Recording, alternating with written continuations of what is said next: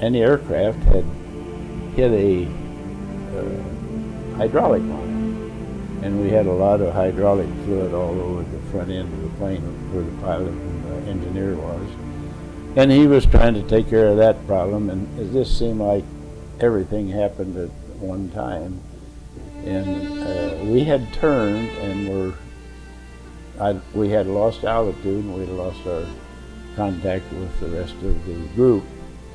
And I was just about ready to, well, in fact, I picked up the mic to say, we're going to have to get out of here. And the ship exploded. And I don't know to this day if that bomb exploded, flak hit us, or what. But anyhow, the next thing I knew, I was floating around in the air with my parachute hanging about 5 feet above my head.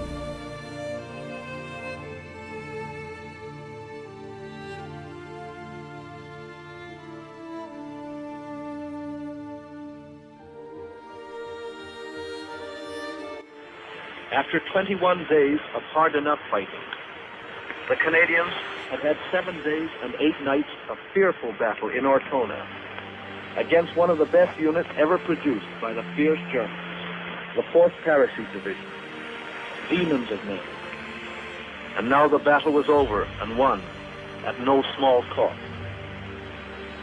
I left the command post and walked down a narrow street, an awful street, and came to a little square which had better not be described.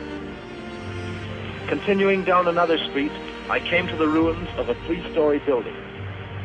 I looked through the rubble and saw several mangled German dead. This was where the battle ended last night, in a pit of heroism and ferocity.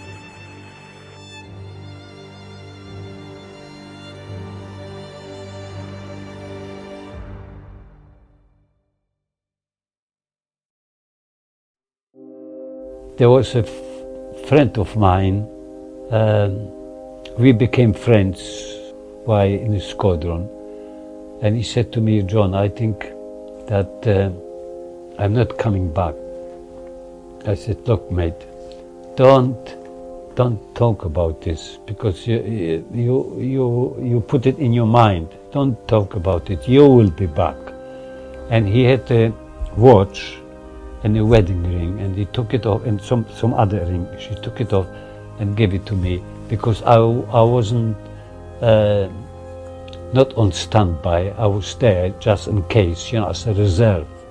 And eventually the 4 planes, in which I flew, one of them, were called up to standby and eventually scrambled. Anyway, he never came back.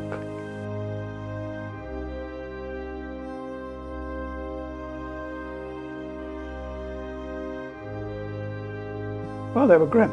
They were grim. I came back one day. I'd landed at Tangier, I don't know why, and they used Stukas in those early days, and they caught the whole WAF contingent changing from one watch to another, and they killed a lot of guys, which really upset people as much as anything. They were quite nasty attacks. They were very well planned and deliberate attacks. They were hitting hangars, buildings, everything, and of course personnel.